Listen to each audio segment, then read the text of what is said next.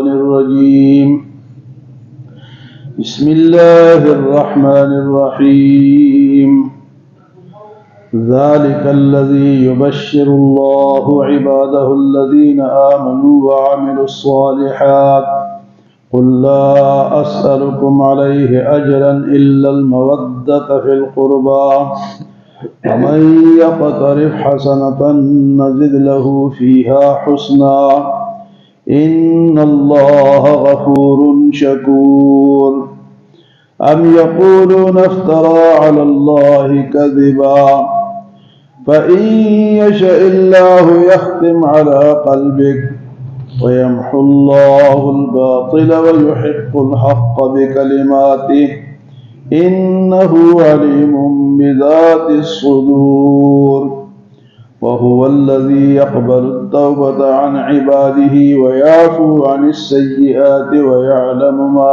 تفعلون۔ کل کے درس میں اہل جنت کا ذکر تھا کہ وہ فی روضات الجنات،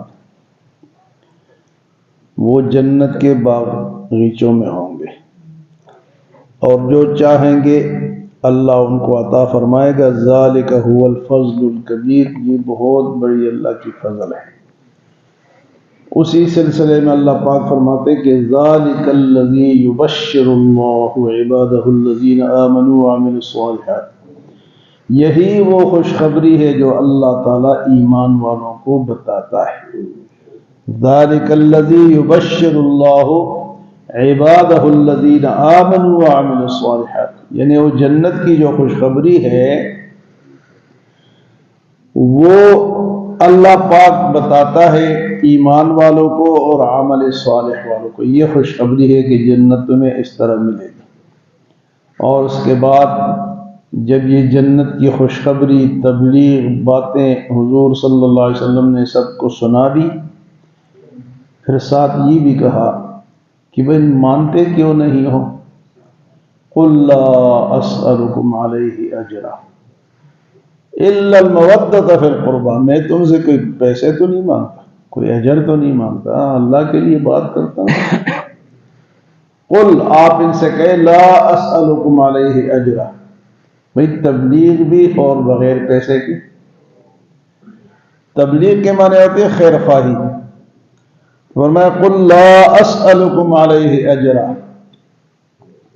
آپ ان سے کہیں میں تم سے کوئی اجر تو نہیں مانگتا، ہاں اتنی بات ضرور ہے کہ الا المودۃ فی القربى، کہ تم میرے قرابت داری کا تو خیال کرو، میں تو تم سب کا رشتہ دار ہوں، کسی کا پھوپھی زاد ہوں، کسی کا چچا زاد ہوں، خاندان میرا آپ کے ساتھ چل رہا ہے، مختلف رشتہ داریاں ہیں۔ اس کی مثال ایسی ہے نا کہ ایک آدمی گھر میں اس کا عالم ہو یا تبلیغ والا ہو، گھر والوں کو سمجھائے تو وہ ان سے کہے یار اتنی تو بات میری مانو، میں تو تمہارا اپنا بنتا ہوں، کوئی بار کا تو نہیں ہونا۔ تو حضور صلی اللہ علیہ وسلم الا المودۃ فی القربى، یار میرے قرابت داری کا تو کچھ خیال کرو، پیسے بھی میں نہیں مانگتا، بات بھی اللہ کی کرتا ہوں، تو کچھ تو خیال کرو۔ کیسی درد بری بات ہے نا کہ پیسے بھی کچھ طلب نہیں ہے اور بات بھی تمہیں اللہ کی بتاتا ہوں۔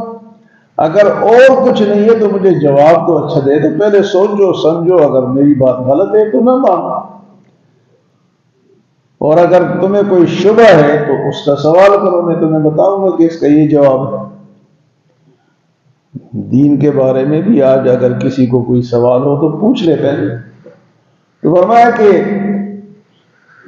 پیسے بھی نہیں مانگتا، اجر بھی نہیں مانگتا، ہاں اتنی میں تم سے گزارش کرتا ہوں کہ الا المودۃ فی القربى، میرے رشتہ داری کا ہی خیال کر لو۔ اور اللہ پاک پھر فرماتے وَمَن يَقْتَرِفْ حَسَنَةً نَزِدْ لَهُ فِيهَا حُسْنًا، جو نیکی کمائے گا میں اس کو زیادہ کر دوں گا، جو نیکی تھوڑی کرے گا میں اس کو زیادہ کر دوں گا۔ کیوں؟ ان اللہ غفور شکور، بے شک اللہ تعالیٰ تو بخشنے والا اور قدردان ہے۔ اللہ نیکیوں کا قدردان ہے، حالانکہ اللہ کو نیکیوں کی ضرورت نہیں ہے، لیکن اس کے بندے جو نیکی کرتے ہیں اللہ اس کی قدر کرتا ہے۔ ہمارے ہاں انسانوں میں تو یہ نہیں ہے نا، ہم تو نہ قدرے ہیں نہ شکرے ہیں، اللہ کا بھی شکر ادا نہیں کرتے، اور کوئی ہمارے ساتھ احسان کرے ہمارے اپنوں میں سے تو ہم اس کی بھی قدر نہیں کرتے، بلکہ اس کی بھی ٹانگیں کھینچتے رہتے ہیں۔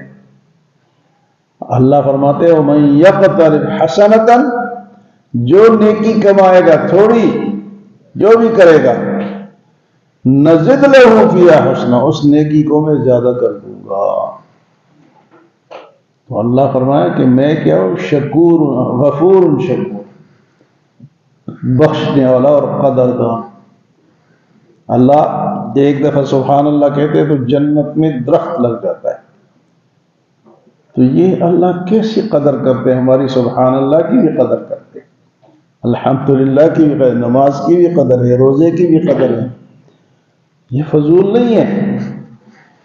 وَمَن يَقْتَرِفْ حَسَنَةً نَزِدْ لَهُ فِيهَا حُسْنًا، اگر آپ کچھ کرو گے کماؤ گے نیکی، میں اس کو بڑھا دوں گا۔ ان اللہ غفور شکور، بے شک اللہ تعالیٰ بخشنے والا اور قدر کرنے والا ہے، جبکہ انسان نہ قدر ہے۔ بلکہ اللہ پاک نے ایک جگہ انسان کی یہ شکایت بھی کہ وَمَا قَدَرُ اللَّهَ حَقَّ قَدْرِهِ، تم نے میری ویسے قدر نہیں کی جس طرح کرنی چاہیے، میری نعمتوں کو تو دیکھو اور قدر کو دیکھو۔ قدر تو یہ ہونی چاہیے کہ انسان بچ جاتا اللہ کے سامنے، عبادت ہی کرتا رہتا، اس کی رضا کے لیے سب کچھ کرتا، لیکن وہ سب کچھ اپنے لیے کرتا ہے۔ تو اللہ فرماتے وَمَا قَدَرُ اللَّهَ حَقَّ قَدْرِهِ، ان لوگوں نے اس طرح قدر میری نہیں کی جس طرح کرنے چاہیے تھی۔ یہاں اللہ پاک فرماتے کہ میں ایک قدر کروں گا، تم نیکی کر کے تو دکھاؤ۔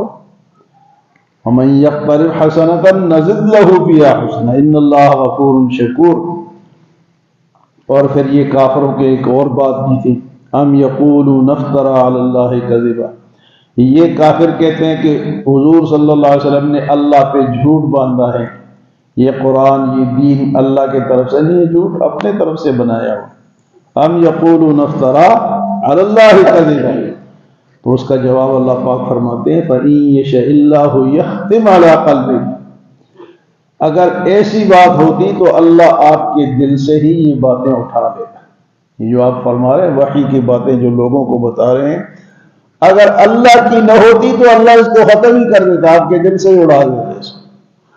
لیکن یہ جو قائم دائم ہے، اس کا مطلب یہ کس کی باتیں ہیں؟ اللہ کی بات، یہ جھوٹ نہیں ہے۔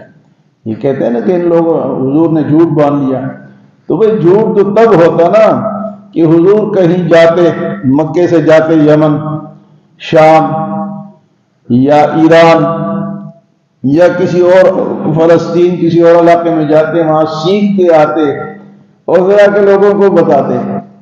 تو آپ نے کسی یونیورسٹی میں نہیں گئے، کسی اسکول میں نہیں گئے، کسی کالج میں نہیں گئے، کوئی استاد آپ کا نہیں ہے، پھر اتنی سچی بات ہے اس کو تم جھوٹ کہتے ہو؟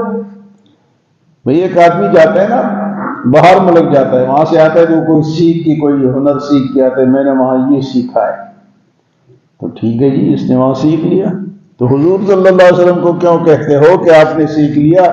آپ جھوٹ بولتے ہیں اللہ پہ جھوٹ تب بولتے ہیں کہ کہیں جاتے سیکھتے پھر آتے پھر باتیں بتاتے۔ وہ تو مکہ مکرمہ میں کہیں گئے بھی نہیں، کسی سفر پہ بھی نہیں گئے، کیسے قرآن کھول کھول کے بیان کرتا ہے۔ فرمایا کہ ام یقولون افترى علی اللہ کذبا، یہ کہتے ہیں کہ اللہ پہ جھوٹ باندھتا ہے۔ فإن یشاء اللہ یختم علی قلبہ، اگر یہ ایسا ہوتا تو اللہ آپ کے دل سے ہی ان باتوں کو ختم کر دیتا۔ وَيَمْحُ اللَّهُ الْبَاطِلَ، اور اللہ باطل کو مٹاتا ہے، باطل کبھی کامیاب نہیں ہوتا۔ باطل قُلْ جَاءَ الْحَقُّ وَزَهَقَ الْبَاطِلُ، آپ کہیں کہ حق آ گیا اور باطل مٹ گیا۔ باطل کے چند دن ہوتے ہیں، کچھ عرصہ ہوتا ہے، وہ دندناتا ہے، وہ سمجھتا ہے کہ میں بڑا کامیاب ہوں، لیکن اللہ فرماتے ہیں وَيَمْحُ اللَّهُ الْبَاطِلَ، اللہ باطل کو مٹاتا ہے، وَيُحِقُّ الْحَقَّ بِكَلِمَاتِهِ، اور حق کو اپنے کلموں کے ذریعے سے اس کی تائید کرتا ہے، اس کو بڑھاتا ہے، اس کی حفاظت کرتا ہے، باطل مٹاتا ہے اور حق کو پھیلاتا ہے۔ وَيُحِقُّ الْحَقَّ بِكَلِمَاتِهِ إِنَّهُ عَلِيمٌ بِذَاتِ الصُّدُورِ، بے شک وہ تو دلوں کے راز کو بھی جانتا ہے۔ دل کے اندر اس وقت ہمارے دل میں کیا کیا خیالات گزر رہے ہیں، اللہ جانتا ہے۔ کس نیت سے ہم بیٹھے ہیں، کس نیت سے ہم نے نماز پڑھی ہے، سارا دن ہماری نیت کیا ہوتی ہے، اِنَّهُ عَلِيمٌ بِذَاتِ الصُّدُورِ۔ تو اس لیے ہر وقت دل میں نیک خیالات رکھنے چاہیے، کیونکہ وہ رب جانتا ہے۔ برے خیالات رکھیں گے تب بھی وہ جانے کہ بھئی یہ تو اوپر اوپر سے ہی ہے، یہ تو اوپر اوپر سے باتیں کر رہے ہیں، اندر سے تو کچھ اور ہے۔ اِنَّهُ عَلِيمٌ بِذَاتِ الصُّدُورِ، بے شک وہ تو دلوں کے راز کو جانتا ہے۔ وَهُوَ الَّذِي يَقْبَلُ التَّوْبَةَ عَنْ عِبَادِهِ وَيَعْفُو عَنِ السَّيِّئَاتِ، اور اللہ تعالیٰ کی ذات وہ ذات ہے جو اپنے بندوں کے توبہ کو قبول فرماتا ہے۔ وَهُوَ الَّذِي يَقْبَلُ التَّوْبَةَ عَنْ عِبَادِهِ، اللہ تعالیٰ وہ ہے کہ وہ اپنے بندوں کے توبہ کو قبول فرماتے۔ توبہ کر لو، بس جو بھی گناہ ہو چکے بس توبہ کر لو، اللہ کے دربار پہ آ جاؤ، اللہ معاف کر دیتا ہے۔ ایسی کوئی ہستی دنیا میں اور نہیں ہے کہ اسی کی غلطی کرو اور وہ اس کے سامنے جاؤ، توبہ کرو، معافی مانگو، معاف کر دے۔ دنیا میں لوگ معاف نہیں کرتے ہیں، انسان کو معاف نہیں کرتا، لیکن اللہ فرماتے ہیں وَهُوَ الَّذِي يَقْبَلُ التَّوْبَةَ عَنْ عِبَادِهِ، اللہ تعالیٰ وہ ہے جو اپنے بندوں کے توبہ کو قبول فرماتا ہے۔ وَيَعْفُو عَنِ السَّيِّئَاتِ، اور ان کے گناہوں کو ختم کر دیتا ہے، معاف کر دیتا ہے۔ ان الحسنات یذہبن السیئات، دوسری جگہ اللہ پاک فرماتے ان الحسنات یذہبن السیئات، نیکیاں برائیوں کو مٹا دیتی ہیں۔